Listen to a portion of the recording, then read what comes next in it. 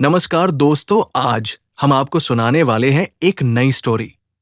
जून का महीना था। सूरज सिर पर चढ़ा हुआ था और सड़कें पिघलती हुई सी लग रही थी।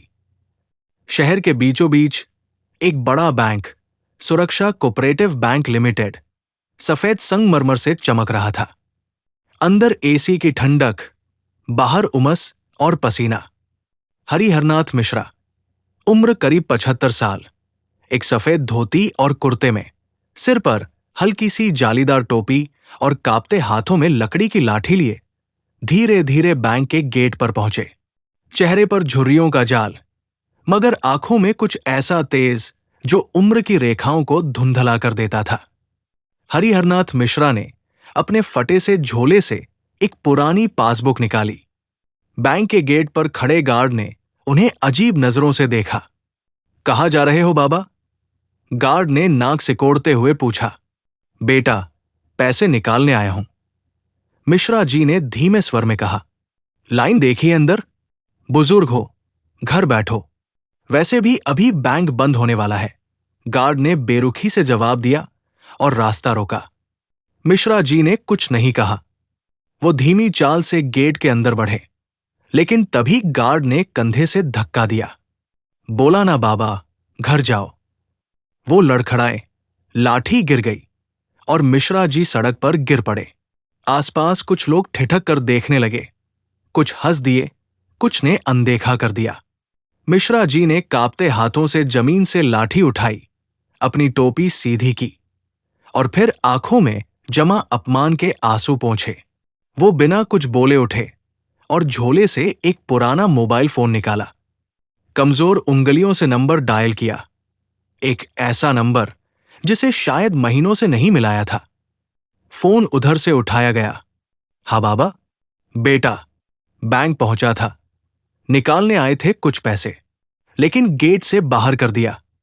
उधर से आवाज गंभीर हो गई। कौन बैंक? सुरक्षा कोऑपरेटिव बैंक। बेटा, रुको, बस एक शब्द, रुको। हरिहरनाथ मिश्रा वही फुटपाथ पर बैठ गए, पसीने से भीगे हुए कपड़े, सूखे होंठ, कांपते हाथ। और तभी बैंक के भीतर हलचल मच गई। बैंक मैनेजर रमेश ठाकुर, जो अभी तक एसी के सामने बैठकर चाय सुड़क रहे थे, अचानक अपने केबिन से बाहर निकले। उनके मोबाइल पर एक कॉल आई थी। कॉलर का नाम देखकर उनके चेहरे का रंग उड़ गया था।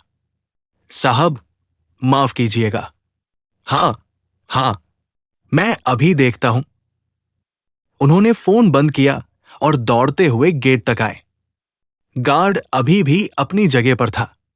मैनेजर ने उसे घूरा। तू पागल हो गया है? जानता है किसे गिराया तूने? गार्ड कुछ नहीं समझ पाया। तभी मैनेजर खुद आगे बढ़े। बाबा, प्लीज अंदर आइए, मिश्रा जी ने धीमी आवाज में कहा। अब किस मुंह से बुला रहे हो? बेटा, बाबा, मेरी गलती माफ कर दीजिए, अंदर आइए, आपकी जो भी जरूरत हो मैं खुद करूंगा। अंदर से कुर्सियां निकाली गई, ठंडा पानी आया, पूरा स्टाफ लाइन में खड़ा हो गया। हरिहरनाथ मिश्रा को आदर के साथ बैंक के भीतर लाया गया। वहां का सीन बिल्कुल बदल गया था। गार्ड को वही खड़ा रहने को कहा गया, लेकिन अब उसके चेहरे पर पछतावे की रेखाएं थी। अब सबकी जिज्ञासा बढ़ गई थी। आखिर ये बुजुर्ग कौन थे जिनके एक फोन कॉल से बैंक का मैनेजर नतमस्तक हो गया? असल में हरिहरनाथ मिश्रा पूर्व आरबीआई गवर्नर रह चुके थे। उनकी सादगी के कारण कोई उन्हें पहचान नहीं पाया। वो करोड़ों की संपत्ति के मालिक थे, लेकिन सादा जीवन जीते थे। आज वो अपने एक पुराने मित्र के बेटे के खाते से कुछ पैसे निकालने आए थे, जिसे उन्होंने गोद लिया था। उनके फोन कॉल का रिसीवर कोई और नहीं, बल्कि देश के फाइनेंस सेक्रेटरी थे, उनके पुराने शिष्य, जिन्होंने मिश्रा जी के मार्गदर्शन में करियर बनाया था।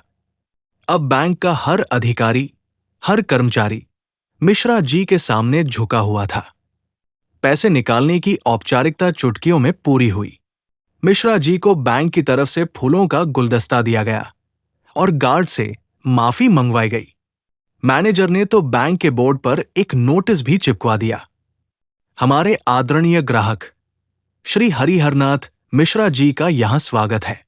लेकिन मिश्रा जी मुस्कुराए और बोले, सम्मान उस दिन दो जब पहचान न हो। जब जान लोगे कौन है, तब आदर नहीं, मजबूरी होती है। इस घटना का वीडियो किसी राहगीर ने रिकॉर्ड कर लिया था। कुछ ही घंटों में वीडियो वायरल हो गया। धोती में आए बुजुर्ग को धक्का, निकले पूर्व आरबीआई गवर्नर। सोशल मीडिया पर बवाल मच गया। बैंक को माफी मांगनी पड़ी, गार्ड को नौकरी से निकाल दिया गया, बैंक मैनेजर को भी सस्पेंड कर दिया गया। लेकिन मिश्रा जी ने हस्तक्षेप किया, बेटा, गलती से सबक सिखाओ, न कि किसी का जीवन बर्बाद करो। गार्ड को फिर से नौकरी पर रख लिया गया, लेकिन शर्त थी कि वो अब हर बुजुर्ग के साथ आदर से पेश आएगा। इसके बाद मिश्रा जी ने सम्मान फाउंडेशन की स्थापना की, जो बुजुर्गों के सम्मान और अधिकारों के लिए काम करने लगा। उस दिन से लेकर आज तक सुरक्षा कोऑपरेटिव बैंक में कोई भी बुजुर्ग बिना मुस्कुराहट के नहीं जाता। हरिहरनाथ मिश्रा की कहानी लोगों को सिखा गई, आदमी को उसके कपड़ों से मत आकिए, हो सकता है अंदर एक समंदर छुपा हो। इसी ही स्टोरी सुनने के लिए चैनल सब्सक्राइब करें और जुड़े रहें हमसे।